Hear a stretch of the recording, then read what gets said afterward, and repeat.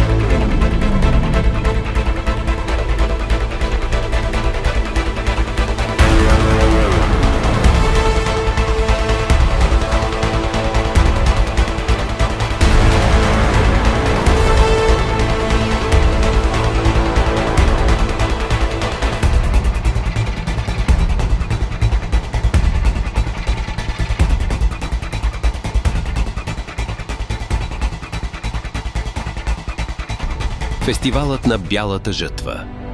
Не просто традиция, а мечта, оживяла тази вечер.